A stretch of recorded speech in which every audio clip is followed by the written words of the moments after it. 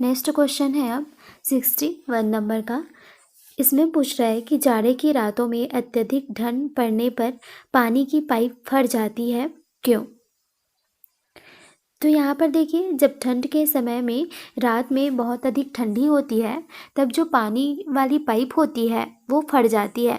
तो ऐसा इसलिए होता है कि जो पानी होती है वो जमने के बाद क्या होती है, उसकी जो भी आयतन रहती है वो क्या हो जाती है, बढ़ जाती है, जिसके कारण वो पाइप जो है वो फट जाती है। अब उसकी वॉल्यूम बढ़ेगी, आयतन बढ़ेगी, तो वो क्या हो जाएगी, पाइप तो फटेगी ही, क्योंकि बर्फ़ का आयतन बढ़ेगा तो वो फैलेगा। तो इस तरीके से होता है। अब आगे बढ़ते हैं।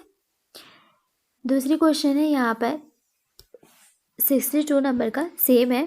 पानी से भरी डॉट लगी बोतल जमने पर टूट जाएगी, क्यों? अब देखिए, इसका भी वही कॉन्सेप्ट है। जो बर्फ़ होता है वो बर्फ़, जब पानी समझो, जो पानी होता है वो बर्फ़ बनता है, यानी कि पानी जब जम जाता है बर्फ़ के रूप में, तो उसका जो आयतन होता है, वॉल्यूम होता है, वो क्या होता है, इंक्रीज़ हो जाता है, बढ़ जाता है, जिसके कारण जो बॉटल है उसकी ढक्कन क्या हो जाती है, टूट जाती है। तो इसका आंसर याद रखेंगे, आयतन से रिलेटेड है। नेक्स्ट क्वेश्चन है यहाँ पर, जल के आयतन में क्या परिवर्तन होगा यदि तापमान जो है वो 9 डिग्री सेल्सियस से गिर करके 3 डिग्री सेल्सियस हो जाएगा? तो देखिए यहाँ पर इसका आंसर क्या होने वाला है। जो इसका देखिए, पर सबसे पहले तो इसका ग्राफ देख लेते हैं। तो जो वॉल्यूम होती है उसकी ग्राफ क्या होती है, यहाँ पर 4 डिग्री सेल्सियस रहती है।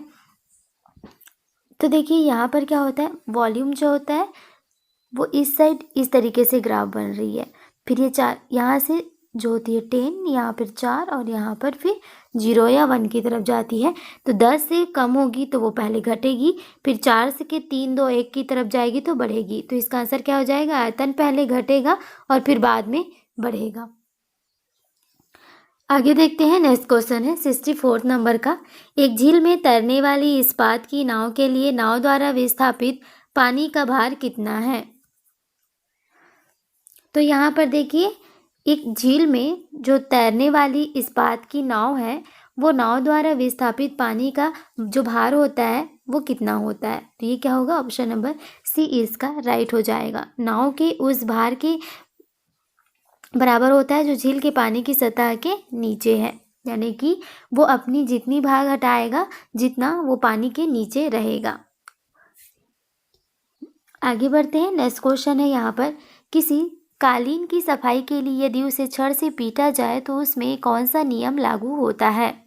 तो कोई भी कालीन है, उसमें मान लो जो धूल पड़ी हुई है, तो उसे साफ करने के लिए हम लोग लकड़ी से उसको पीटते हैं, ताकि वो उसमें जो धूल लगा हुआ है वो क्या हो जाए, साफ हो जाए या निकल जाए। तो इसमें जो न्यूटन की गति है उसका कौन सा नियम यहाँ पर हो सकता है? तो ये आंसर क्या हो जाएगा, गति का पहला नियम। गति का पहला नियम क्या होता है, जड़त्व का नियम होता है। इसमें क्या होता है, देखिए, कोई भी जो भी वस्तु है वो क्या होती है, अपने में परिवर्तन का विरोध करती है। मान लो कोई वस्तु है तो वो स्थिर है, तो वो क्या रहेगी, स्थिर ही रहना चाहेगी, या तो वो गतिमान है तो वो गतिशील ही रहना चाहेगी। तो इसमें जो कालीन में धूल लगी हुई होती है, तो जब हम कालीन को पीटते हैं तो कालीन क्या है, ऊपर नीचे होती है, और धूल क्या होता है, वहीं अटका रहता है, जिसके कारण वो धूल नीचे गिर जाती है, उससे कोई बेस नहीं मिल पाता। क्योंकि कालीन को पीटेंगे तो कालीन नीचे आएगी और धूल वहीं रहेगा, तो धूल नीचे ज़मीन पर गिर जाएगा। ठीक, बात समझ में आई? आगे बढ़ते हैं।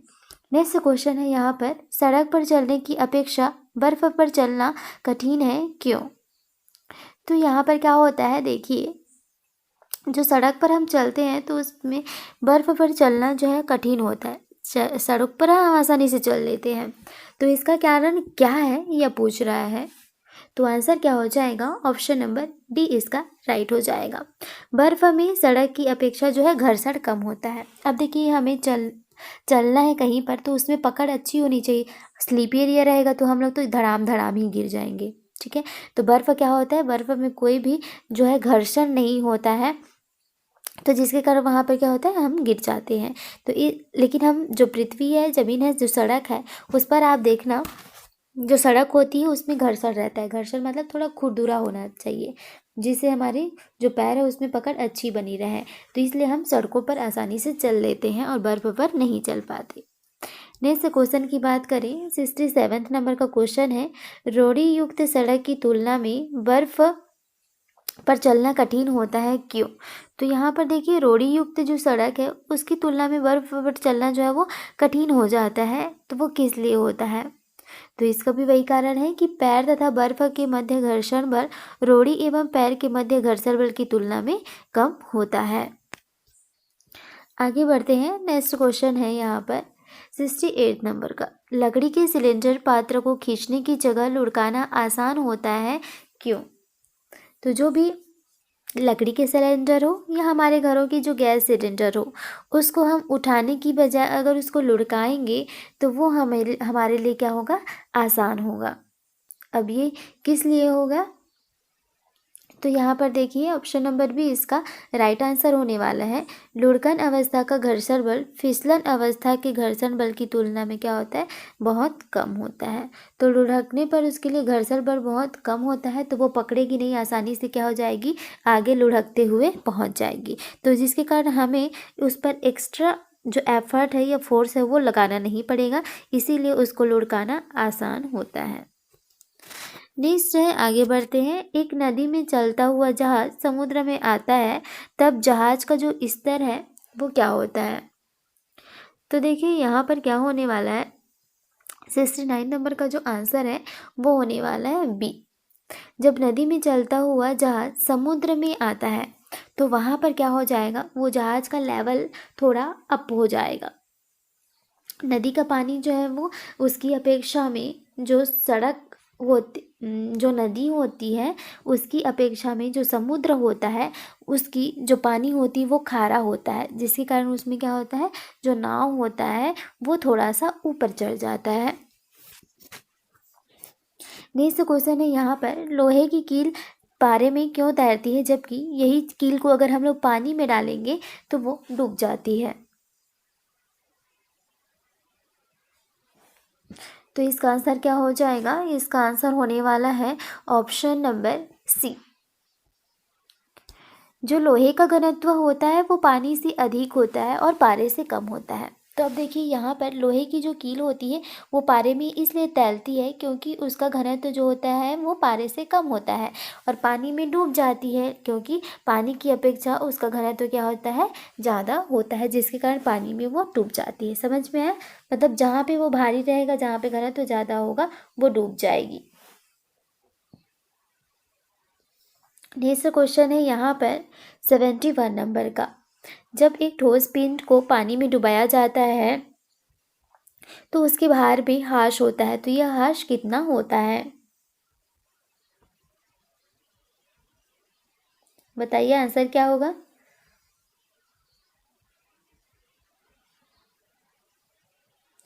तो इसका आंसर होने वाला है ऑप्शन नंबर ए, विस्थापित पानी के भार के बराबर।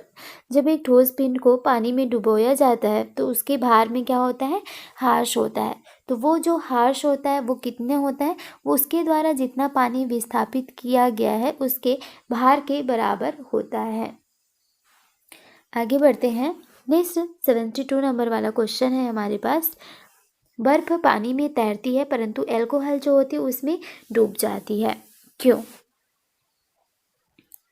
तो देखिए, बर्फ़ जो होती है वो पानी में तो तैरती रहती है, लेकिन वही बर्फ़ को अगर हम अल्कोहल में डालें तो वो क्या होती है, डूब जाती है। तो इसका आंसर क्या हो जाएगा, ऑप्शन नंबर डी। बर्फ़ जो होता है वो पानी से हल्की होती है, तो बर्फ़ हल्की होती है पानी से, इसलिए वो ऊपर तैरती रहती है, लेकिन जो बर्फ़ होती है वो अल्कोहल से भारी होती है, जिसके कारण वो नीचे बैठ जाती है। नेक्स्ट है अब क्वेश्चन, स्टील की गोली पारे में तैरती है, क्यों? तो वही कॉन्सेप्ट लगने वाला है यहाँ पर भी, तो सोचिए इसका आंसर क्या होने चाहिए।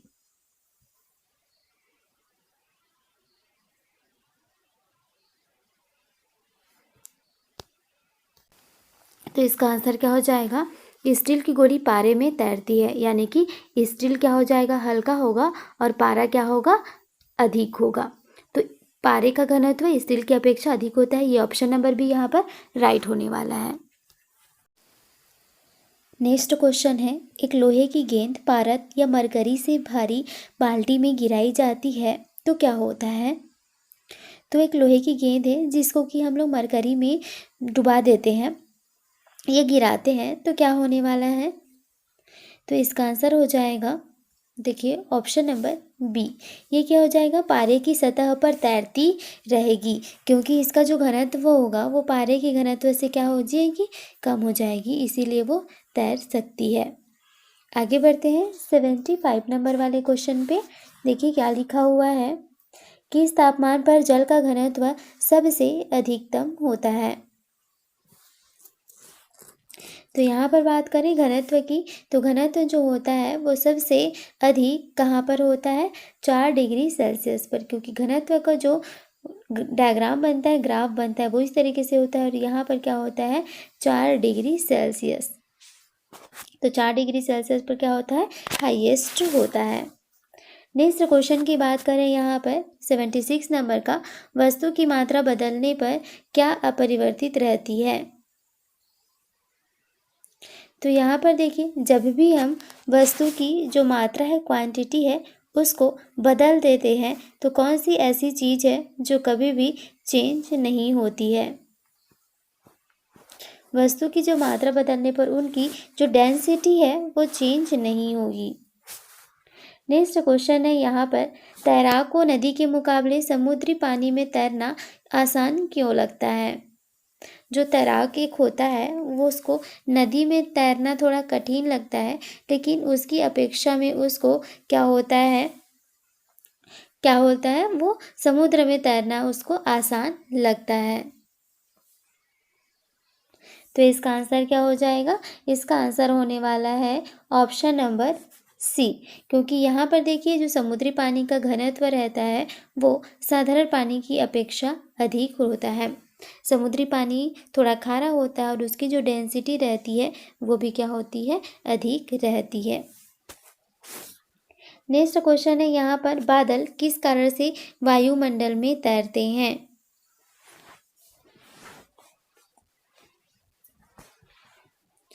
तो देखिए आंसर क्या हो जाएगा? इसका आंसर होने वाला है ऑप्शन नंबर बी, निम्न घनत्व के कारण। जो बादल होता है वो हमारे वायुमंडल में तैरता रहता है, तो वो किस कारण से होता है? तो वो जो होता है वो निम्न घनत्व के कारण होता है। नेक्स्ट क्वेश्चन है यहाँ पर, समुद्र में प्लवन करते आइसबर्ग का कितना भाग समुद्र की सतह से ऊपर रहता है? तो इसका आंसर क्या हो जाएगा? इसका आंसर हो जाएगा ऑप्शन नंबर ए। समुद्र में जो प्लवन करता हुआ, प्लवन मतलब तैरना, समुद्र में तैरते हुए जो आइसबर्ग होता है उसका कितना भाग समुद्र की सतह से ऊपर रहता है? तो उसका 1/9 भाग जो है वो समुद्र के ऊपर है। तो मान लो 9 भाग है तो उसमें से 1 भाग क्या हो जाएगा? समुद्र की सतह से ऊपर रहेगा। नेक्स्ट क्वेश्चन है यहाँ पर देखिए 80 नंबर वाले क्वेश्चन में क्या पूछ रहा है, बांध के नीचे की दीवार मोटी बनाई जाती है क्यों? जब भी बांध बनाया जाता है तो उसके जो नीचे की दीवारें होती हैं उनको मोटा बनाया जाता है, और वो इसलिए बनाया जाता है क्योंकि देखिए जो गहराई बढ़ती है तो उसके साथ जो दाब होता है द्रव का वो भी बढ़ता है, तो इसीलिए गहराई में दाब बढ़ जाता है करके वहाँ पर जो भी दीवार होती है उसको क्या बनाई जाती है? मोटी बनाई जाती है। तो इसका आंसर क्या हो जाएगा? ऑप्शन नंबर ए इसका राइट आंसर हो जाएगा। नेक्स्ट क्वेश्चन है यहाँ पर, बर्फ पर स्केचिंग करना प्रदर्शित करता है कि दाब बढ़ाने पर जो बर्फ का गलनांक है वो क्या होता है? तो देखिए जब भी हम दाब बढ़ाते हैं, प्रेशर को बढ़ाते हैं, तो वहाँ पर जो भी बर्फ़ है उसकी जो गलनांक है वो क्या हो जाएगी?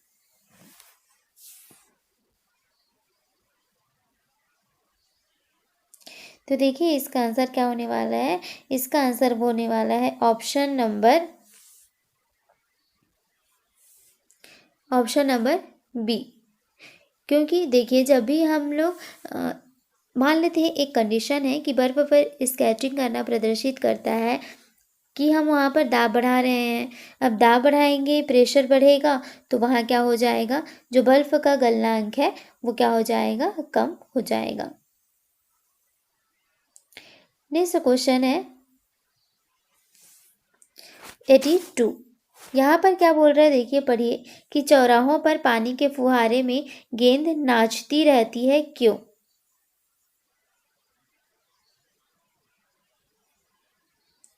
तो इसका आंसर क्या हो जाएगा, इसका आंसर हो जाएगा ऑप्शन नंबर ए। पानी का जो वेग होता है वो अधिक होने से उसकी जो दाब होती है, प्रेशर होती है, वो क्या हो जाती है, घट जाती है। जब भी पानी का वेग जो होगा वो तेज हो जाएगा तो उसमें प्रेशर और दाब क्या हो जाएगी, घट जाएगी। तो ऑप्शन नंबर ए इसका राइट आंसर हो जाएगा। अब आगे बढ़ते हैं नेक्स्ट क्वेश्चन की ओर। यहाँ पर देखिए नेक्स्ट क्वेश्चन क्या है, भारी हिमखंड शीर्ष की अपेक्षा निचले तल से पिघलता है, क्यों? जो हिमखंड होते हैं, जहाँ पर हिम जो होती है, बर्फ़ जो होती है वो जमी हुई होती है, तो जब वो पिघलती है तो नीचे से पिघलना स्टार्ट करती है, डायरेक्ट ऊपर से नहीं पिघलती है। तो इसका जो कारण है, रीज़न है, वो क्या है?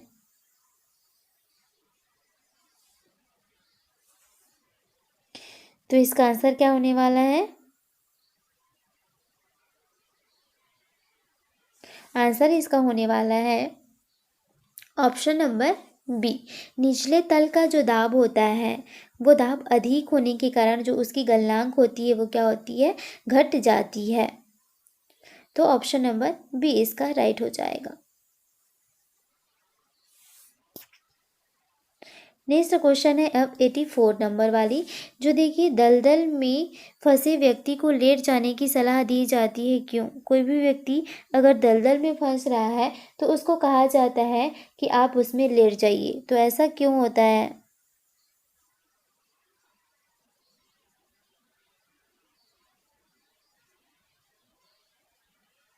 तो देखिए इसका आंसर क्या होने वाला है, इसका आंसर होने वाला है कि क्षेत्रफल जो है वो अधिक होने से दाब कम लगता है।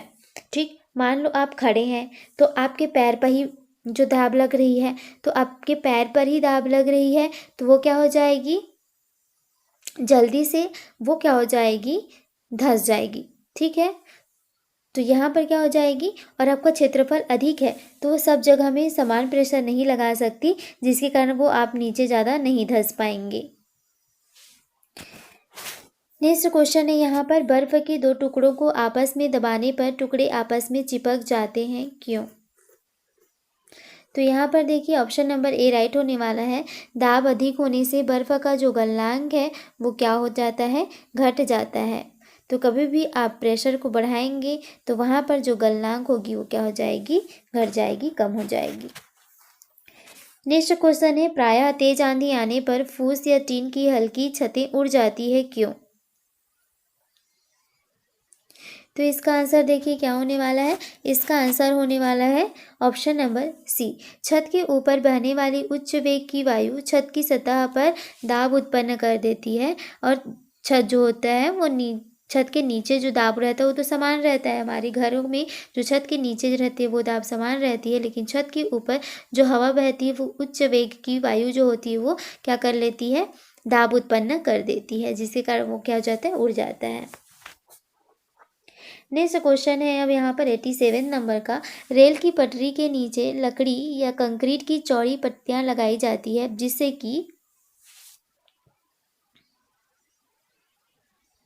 जिससे क्या होता है, रेलगाड़ी द्वारा लगाया गया जो दाब हो जाए वो कम हो जाए। नेक्स्ट क्वेश्चन है यहाँ पर, पहाड़ों पर कभी कभी व्यक्तियों के नाक व मुंह से खून निकलने लगता है, क्यों?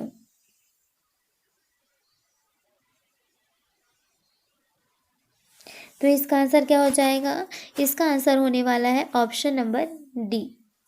जब भी देखिए यहाँ पर ऊंचाई बढ़ने के साथ वायुमंडलीय दाब घटता जाता है, जिसके कारण कई व्यक्तियों के साथ ऐसा केस होता है कि उनकी नाक या मुंह से खून निकलने लगता है।